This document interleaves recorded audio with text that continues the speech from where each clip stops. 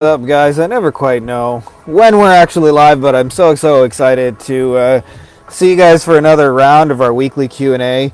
I don't know if I tell you this enough, guys, but for real, this shit is fun for me. It's nice to be able to have spent 14, 15 years and to have learned a few things that can be useful for other people. So I really honor and just love doing this for you guys.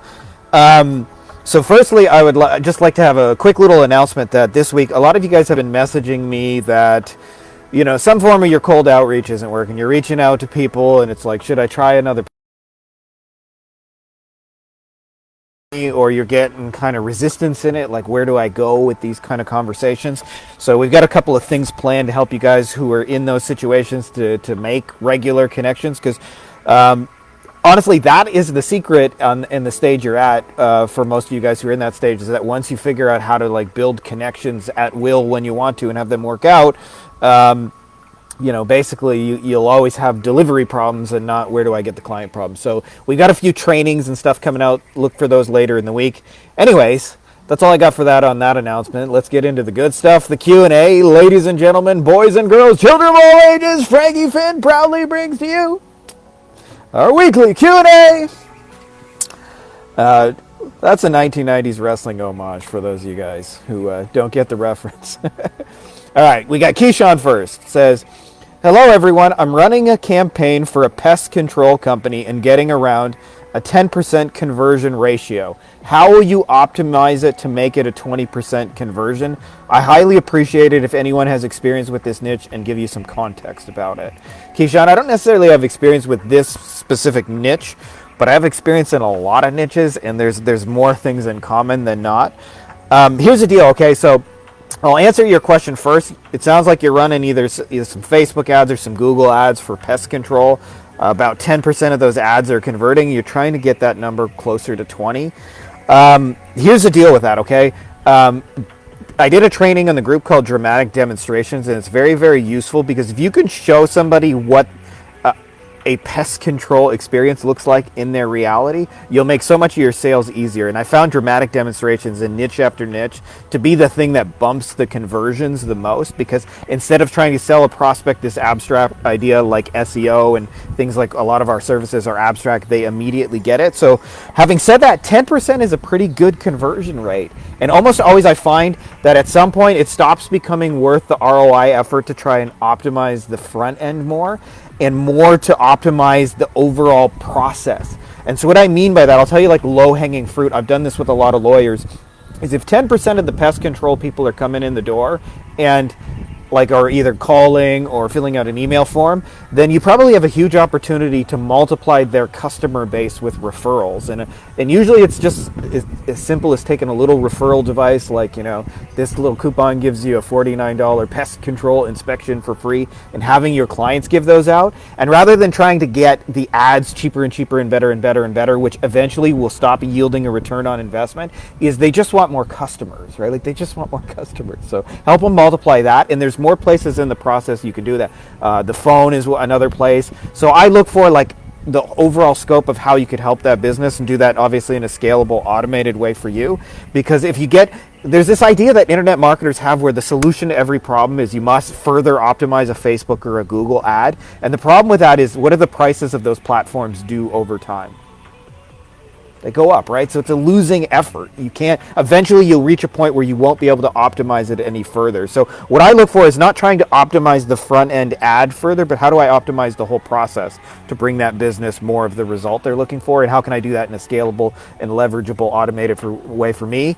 And so in your case, I think adding like some kind of back-end referral to complement the ads that are already working at 10% sounds like a much better use of your time, as Cole says right there.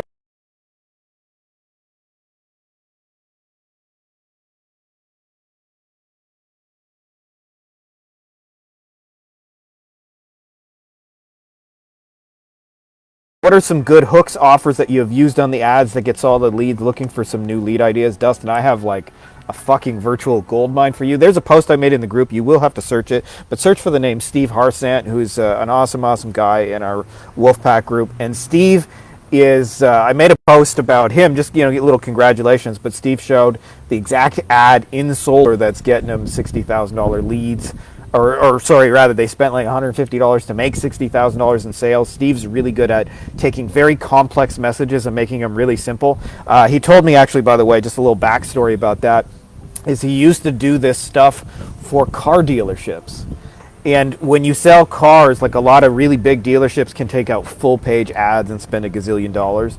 But the small dealerships only get the little classified ads back in the day. And so they had to write ads that like, Steve has become a master at all this, of these used car kind of like 10 to 12 word ads that do the selling. But there's a lot of inspiration for you to check out and see some ads that are working to generate leads and ultimately sales, which is what we want to get for our clients, not just leads, right? So yeah, check that out from Steve Harsant. It's in the group. I might make it a training about what he did and how that worked, because a lot of what makes that brilliant is all the things Steve didn't do in Facebook. Because, you know, in Facebook, everybody says you got to split test a gazillion times, you got to use all these targeting, and the whole process, like, you know, you end up like spending lots of money and trying a lot of different ads. Steve just like tries one ad for $100. If it works for $100, you do more.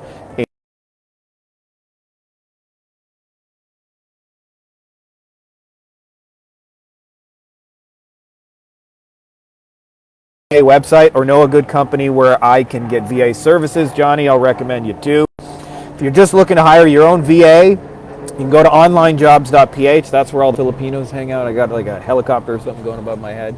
It's a little loud here. And as well, VAstaffer.com, which is Jeff Hunter's staffing agency. If you just want somebody to bring you somebody who's already pre-trained and pre-screened, Jeff's organization does that. But either way, I get personally most of mine from onlinejobs.ph. We have a pretty good, robust screening process. It helps, but that's our source where we go find people. Every now and then I'll get somebody from a Facebook group as well, so check those out as well. Rosanna says, what's your most successful SEO story? Rosanna, you know, it's funny. It actually illustrates the reason why I don't do SEO today. It was a plastic surgeon.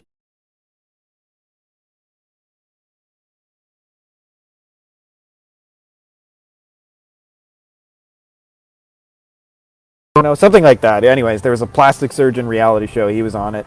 And he also did the plastic surgery for like many of Tiger Woods' mistresses that got caught. So it was a funny little backstory, but we sent his office 13 golf balls with the pictures of Tiger's mistresses on them because he had done plastic surgery for them. But anyways, I digress. I'll tell you why this is such an interesting story, because I looked up on Google. Beverly Hills is, for those of you guys who don't know that niche, and it's basically the most competitive SEO space for plastic surgery, right? It's the hub of it in LA.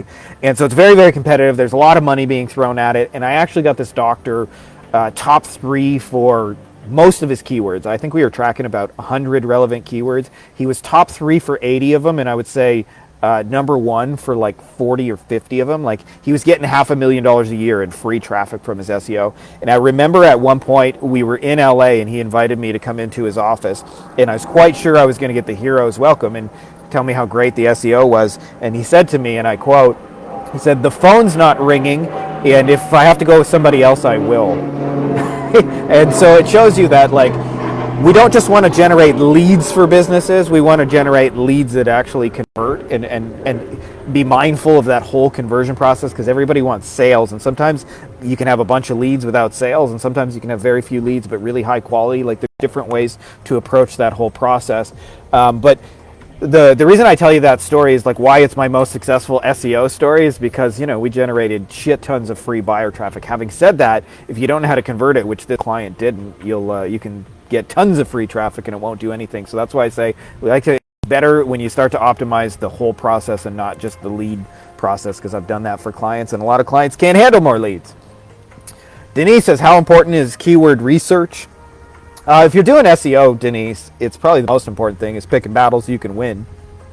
You know, my personal experience with this, I remember when we were doing real estate investing, which was the first keyword, like really big keyword I ranked, we got 2,000 to 3,000 visitors every single day from that one keyword. I wouldn't convert most of it. I might make 1 sales a month from all that traffic. And I remember one time we ranked for a keyword short sale story. 50 visitors a month and we would make like 15 sales. It would be 100 to 150 visitors a month. And that is like illustrates the importance of keyword research. Is finding those hidden buyer keywords is always going to be your best strategy to win if you're doing SEO. Now, having said that, SEO is just one tool in the toolbox for how you can generate clients and business. If you like doing it, I suggest doing it. I never liked doing it. It was always a means to an end, which is the reason I stopped doing it. Jess says, how many clients did you get to before outsourcing and hiring? I built 3 different agencies, Jess. So it depends kind of where you're at with that journey. I'll tell you, my first agency, I waited way too fucking late to hire people. And the reason I did that is because I wanted to keep all the monies to myself. It was the first time I had like good incoming flow, and I didn't want to share, and so I did everything myself. And what ends up happening is you end up working like 80 hours a week, and you don't realize it, but you're spending most of those 80 hours a week doing like $10 to $20 an hour work instead of like $1,000 an hour CEO work. So how I approach hiring now is I hire as soon as humanly possible to take the $2 to $10 an hour, grunt work out of the equation as much as possible, so that I can spend as much time as possible doing the $1,000 an hour or more CEO work. That's what you want to do with hiring as a general kind of overall thing, is like get to the $1,000 an hour CEO work as soon as possible. If that means hiring somebody right away, then hire them right away. Eric, how do you position prices above 3,000? Eric, this is a really interesting question because there's no real significance to 3,000. Like, just in my experience with selling stuff, if you got a $3,000 thing and you sell it for $2,500, people aren't going to magically jump at it. And if you sell it for $4,000 or $5,000 or $10,000, it's actually not that huge of a difference. So I don't know if there's really so much of a significance in 3,000. That sounds like to me like I might just like personally look there as like maybe there's a mental block or something about that number. Now, having said that, how do you position something on the high end? Alex Hormozi does an amazing job of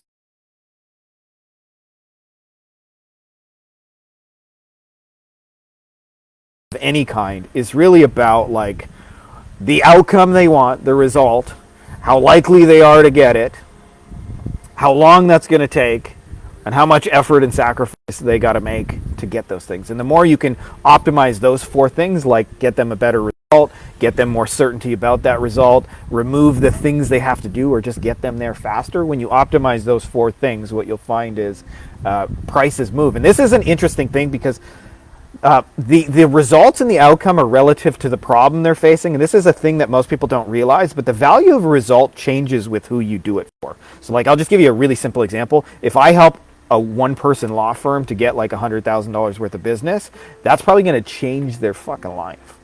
But if I get $100,000 worth of business to like, I don't know, a 300-person law firm with 10 locations, barely going to make an impact in their overall bottom line, right? So the value that one of those companies is going to pay to solve that problem versus the value the other company will pay is very, very different. And usually the bigger the company, the bigger the problem, the more they're willing to pay for it. But having said that, the flip side of that is bigger companies come with other challenges and bureaucracies and things like that. But how do you position anything? Like, get them a result, get them certain about it, make it easier, make it faster. I mean, it's not super rocket science. So Oscar says, how can I apply this to Powersports Dealers? Because what they really need is more high quality leads, but doesn't sound so sexy. They sell all kinds of vehicles, so there ain't one special kind of customer they are looking for. So here's the thing, Oscar, is like, I can't say this enough, but this is like a writer downer, which is specificity prints cash. Nobody wakes up in the middle of the night and says, what I need are more high quality leads, right? It's an abstract term. Like if you talk to 100 different people and ask them what a high quality lead is, you will get 100 different answers, right? But that's very different than like we say like in my niche, if I say like a motorcycle case or a trucking accident case or a motor vehicle accident case, those all have like kind of like specific value. If I say, take it even further, a motor vehicle accident where somebody's not represented already, has insurance, and the police say they're not at fault, like that. So that's my way of saying that you have to specify to your client what a high quality lead actually is. And so as long as you're offering them something that's unspecific, what gets lost is the whole idea in translation, right? It's much, much more powerful to go, hey, you see that $3,000 ATV on the shelf? I think I could help you sell that one, right? Like that's how specific you want to take this. And so spell out for them like what a high quality actually lead would mean in their world, and you'll be amazed they'll be much more receptive. Like if you just say like, hey, I see the Razor over there, it's $20,000 four-wheeler, I would like to help you sell that thing, would you be open to letting me help you sell that thing? They'll follow you. But if you say, I'd like to bring you more high quality leads, he doesn't understand that that's going to translate to that. So almost always when I see people fail with these kind of offers, like it's just getting lost in it's not specific enough, and therefore they don't know what you mean. So I hope that's helpful you in breaking through with the Powersports Dealers. Nikki Two Angels, my man, says, I'm pretty new to marketing. I would like to become a marketer and start a marketing agency. I'm on the beginning level of learning how to use WordPress and SEO. For those further along in the journey, what do I need to focus on to get good at this and help businesses? Probably a twofold answer, Nikki Two Angel. And by the way, we all start at this not feeling adequate. And even 14 years into this, I'm still learning, I'm still growing. Like you never have it all figured out. So don't ever feel bad about like, being at that stage in the journey. It's all about learning, growing, getting better, and all of that good stuff. So anyways, what I would focus on are really two things. And ideally, if you can make those two things the same, it'll be even more powerful. But thinking about what type of business would I most want to help, and what kind of result could I produce for that kind of business? And this will inevitably take you into like two areas, which are like delivery and getting clients. That's like the two things you got to balance in the stage you're at. You got to like actually get clients. Most people overcomplicate the fuck out of getting clients. Okay, they build funnels and things like that, and I'm not saying any of those things are bad, but usually it's as simple as figure out where the kinds of businesses you're trying to reach are, go there, get in front of them, and offer them something, right? Which leads in the direction of whatever it is you're trying to do. That's the whole process. It's not, and where people get lost is they prepare for getting in front of people, so they spend a lot of time like updating websites and things like that. But for real, like sometimes like I'll just pick up a deal just sending a direct mail letter to one or two people, and there's no website, there's no anything. There's just like, hey, I was thinking of you and I thought of this, text me back if you want to do this. And that's the whole thing, right? So, but it's the reason why it works is because we're thinking of a specific type of client. In this case, like sometimes as specific as one or two people, getting in front of them, making them an offer. So that's the half of the equation. And then the other half of the equation is obviously you have to feel some confidence and certainty about what you're delivering. And there's a couple different ways you can handle that. One is like to find somebody else who's already done that. Or the other way is to learn like a specific skill set. So you mentioned SEO and WordPress. I honestly don't think it matters which skill you start with so much, as long as you like commit to like really learning it. Where I see most people lose more than anything in that stage is, like, I just got a message from a guy doing cold outreach and said it's not working on Instagram, so I think I'm going to try email. And because they constantly jump to the next thing, like if he had just stayed with Instagram long enough to learn it, he probably would have had more success than jumping around. But those are the two things. You got to get in front of clients and you got to get them, and then you got to work on like what would I actually deliver to bring them some value so that you can feel certain about it. And the more you can nail those two things, like the easier that stage will be kind of, but I would tell you just if you could focus on one of the two of those, because even if you have an awesome deliverable, if nobody's buying from you, you ain't gonna have any clients. So I would focus on like just getting the clients for now. And sometimes, like you have to like make mistakes along the way and learn actually working with clients, and then you learn about what works by doing what doesn't work. Like I just assumed if I brought businesses gazillions of SEO traffic in the beginning, then they would all get rich and they would love me for it. But it turns out that a lot of times they don't know what to do with that traffic, right? So, right, like there's elements to that you can only learn by doing. So I would say just, focus on getting a few clients, offer them whatever the best thing you think would help them is today, and keep working that. I hope that's helpful to you, Nikki Two Angels, brother. Nick says, I found a co-founder to work with, and we spent the last few days discussing niches we could go into. The trouble with it is that it feels nearly endless as far as the opportunities or options are concerned. We settled on a criteria to help us choose anything that aligns with these elements the most. Personal purpose is meaningful. Domain awareness and experience, domain interest, already some competition. This has helped us narrow the options. But this week we'll talk about different people in the industries to see what their growth challenges are and spending habits look like, and where and how we can differentiate and be better. If anyone has any recommendations as far as our process goes, feel free to share. Nick, I'll tell you, picking a niche is one of those things, and I've helped people not just like pick a niche the first time, because a lot of times what happens is sometimes the market changes and you got to go into a brand new niche. So this happened in like March of 2020. A bunch of people told to me like, hey, I was doing travel and now there's no more travel, right? What do I have to pick a new niche, and I don't even know where to start picking a niche. How do I do this? And I'll tell you where people make the biggest mistake in choosing a niche is kind of mentally masturbating in a corner, thinking about who has the money. Who has the most money that could pay me. And the truth is, in every niche there's a spectrum of broke people. There's some people in the middle and there's some people at the top, usually a smaller amount. And in every niche you can aim for broke pitch. There wouldn't be a niche if there wasn't money in it. So you can always aim for the top and have money within a niche. So don't do that. What I suggest is looking at real world people you've worked with in a real professional setting and looking at the ones who were the worst experience of your life and looking at ones who were the best experience of your life. And what I've found is it almost comes down to two things that made those good or bad relationships. One of those is their attitude, right? So like a lot of times when you could have a client who's a good fit for a lot of other reasons, but if they just have a bad attitude, like sometimes they can be really condescending in their emails or things like that, or they can just, you can't help them because they don't answer their phone and they blame you. Like those are kind of like attitude-y things. So I would say like part of it is looking at what kind of attitudes are you looking for in a client, and then the other part of it is looking at for situations and problems that you were actually like really able to help. Like for me, if you come here to me and you say, hey, can you help me fix my car? I'm like, the extent of it is like, I can find you somebody on the Google, right? Like we can call somebody, but I don't know how to. Ironically, I actually went to school as an automotive engineer and I know nothing about it. There you go. I spent all my time learning marketing. I think I made the right choice though in my case. So anyways, I digress.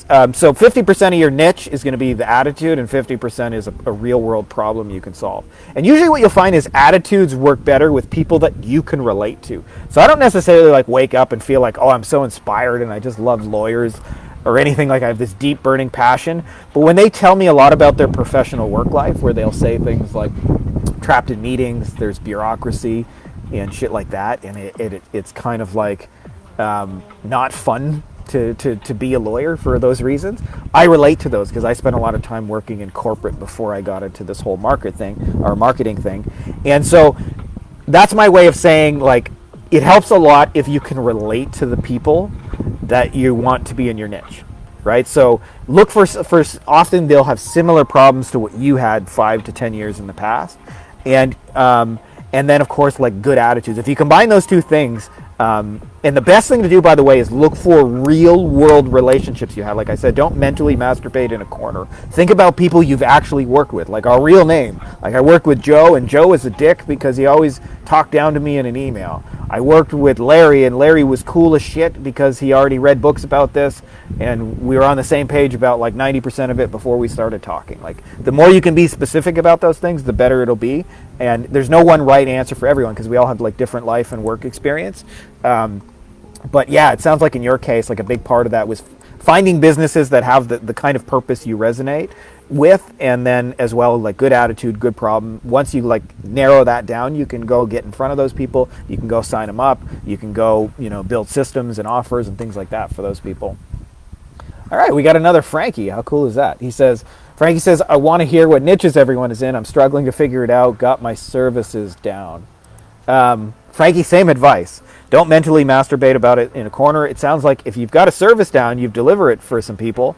Like, which clients did you like working with? So this is the question I ask myself, like, which clients do I like most of that I would want to have more of, and which clients do I like least of that I would want to intentionally repel? So it's the same kind of answer for you. If you've got 10, 20 clients, some of those people are going to be really good and really fun and really pay you well, and some of those people are going to be dicks, and a whole lot of them are in between. And the more you can be specific about the ones that are really fun and really cool, the more you can like make that your niche and choose your clients based out of that. And a lot of times too, like every niche has its own industry lingo. Like if we were sitting around talking about CTR and click-through rates and optimization and things like that at the dinner table, or SEO, like we would understand each other. But I guarantee you, if like my 60-year-old mother was sitting there, it would sound like a total foreign language. And that's another thing is you want a niche where you kind of like have some exposure already to their little lingo, and you already kind of like have a head start in that. That's usually a good way of doing it. But yeah, like don't mentally masturbate. Think about the clients you really enjoyed working with. Like start saying I was blessed to have those people and I'd like more of them, and focus on that, and you'll get it. Dwight says our agency has spent $15K on Facebook ads guru, $7K in ad spend since early February, with nearly zero results. Just 2 strategy sessions from 76 email opt-ins.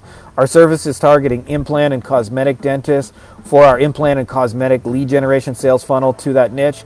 This is my second attempt at Facebook ads targeting dentists in the last 4 years, and for the love of heaven, it has tanked even bigger this time. Does anyone know any agency or individual who can successfully target dentists on Facebook? Help. Dwight, I'm going to be the bearer of bad news, man. I feel you, first of all. Like, can I just say, like, I've gone through coaching programs that all recommend spending gajillions on Facebook ads, and then all you end up doing is giving a bunch of money from the Visa or the MasterCard to Uncle Zuck. So I definitely relate to that, and you're not the first person who's told me that same kind of story, that they had that kind of experience. They on top of paying for a coaching program, they said to run Facebook ads, and you run a bunch of Facebook ads and you're no closer. Having said that, your question implies that the entire problem is targeting dentists. I don't think it's a targeting issue, my friend. So, and I'm just telling you this with brutal honesty because I want you to succeed at it. And so usually when people tell me like they're sure it's a targeting issue, it's not that hard to target dentists. In fact, like we've got a process we use that like 7 ways we can target in any niche really, and target the buyers, the people who spend the money. So there's always ways of getting in front of your niche, whether that's through Facebook ads or something else. It's not a targeting issue. More than likely, and this is the harder part to look in the mirror with, but it's more than likely whatever you're offering them just doesn't sound that sexy to a dentist. And probably the most likely reason, if I had to guess, is dentists are one of the top 5 most pitched niches on the face of the earth. And so more than likely you are triggering resistance in the form of something I would call, I've heard that before. Meaning dentists have heard that pitch over and over. So having said that, I don't necessarily know what the magic offer is that'll work on dentists. I have a process we come up with for how to come up with cool deliverables in each niche. But what I would say is, when you approach Facebook ads, my suggestion to you is think smaller. I call this the investor mindset. And with an investor mindset, like when you invest money and you actually do this strategically, you want to create situations where if you're wrong a little bit. And when you're right a lot of it. And so the way I do this with Facebook ads personally is I almost always, and really any ads platform, not just Facebook, so I take a small amount of money, usually like 50 or $100, to get an adequate amount of data to know whether or not a specific offer is working or not. And that tells me whether or not I should spend more money on it or not. So I'm never gambling like $7,000 in a single shot. It's the fastest way to go broke on Facebook. And instead, what I recommend, just try one really good ad at a time. I know that requires a lot of patience. I know everybody says like split test all these things and do those things, but what ends up happening is people major in minors. Never forget, on the other side of that ad is a fucking dentist, like a real dentist, a guy who works on teeth in a lab coat, has people sit in his waiting room and come over and complain about the teeth, and he files insurance and stuff at the front desk, and he's got shitloads of overhead and hygienists and teams of people who work for him, right? So the most important thing of the whole thing is that it's appealing to a dentist.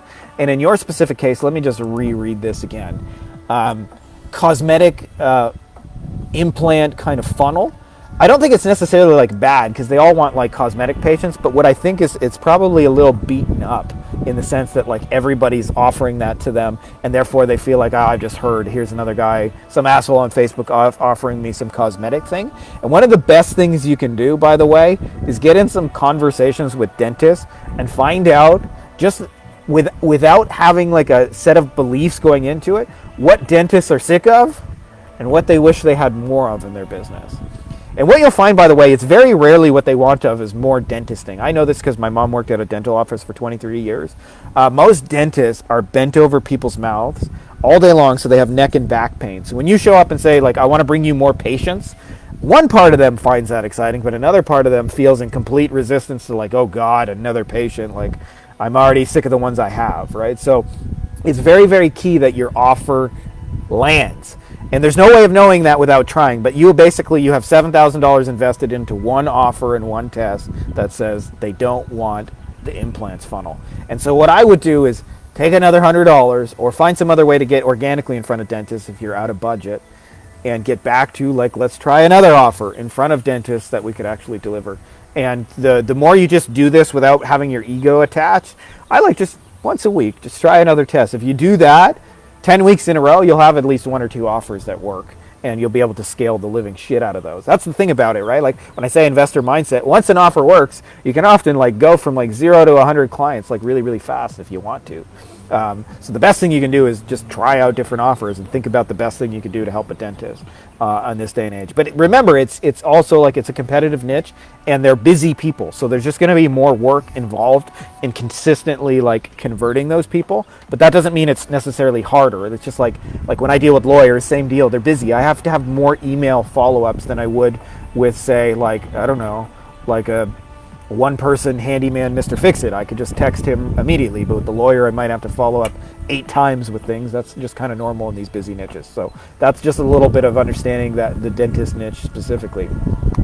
That's all we got for questions this week. Just for those of you guys who missed the intro, we're going to be doing some training this week on cold outreach, because so many of you guys are just messaging me that either like I said, people aren't getting back to you, you're getting ghosted, you send X number of messages and don't have any responses, or you're just, you've tried this one platform long enough, you're ready to jump ship to another platform, or like you've gotten conversations with people, but then you don't know where to go in those conversations. So hoping to clear that up. I've also asked a good friend of mine, Matt McQuinn, to come in here, who is the founder of Coldlytics, to help you guys find and reverse engineer the buyers in your niche a whole bunch faster, which is a cool tool. And just want to walk you guys through some value in being able to reach out to strangers consistently, because if you can do this, you can grow a business as long as you want. If this skill feels like something you haven't learned yet, or you don't have anybody who can help you with it, what ends up happening is it feels really hard to intentionally grow a business, because you basically have no control over it. You got to wait for referrals and things that kind of land on your lap.